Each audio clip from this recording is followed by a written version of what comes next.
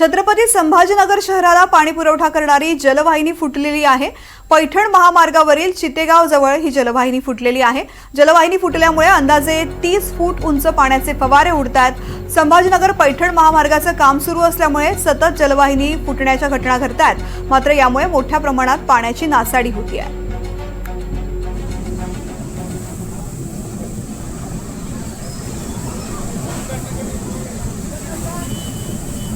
जलवाहिनी फुटल्यामुळे लाखो लिटर पाणी वाया गेलेलं आहे आणि अशा पद्धतीने या ठिकाणी रस्त्याचे काम सुरू असताना अनेकदा घटना घडतात आणि त्यामुळे पाण्याची नासाडी सातत्याने होते। संभाजीनगर पैठण महामार्गाचं काम सुरू आहे। याच मार्गावरती पुन्हा एकदा जलवाहिनी फुटलेली आहे आणि या जलवाहिनीमधून जवळपास 30 मीटर पर्यंत 30 फूट उंच पाण्याचे फवारे उडतायत आणि त्यामुळे रस्त्यावरती वाहतुकीला सुद्धा अडथळा निर्माण झालेला आहे। मोठ्या प्रमाणात पाणी सुद्धा वाया गेलंय।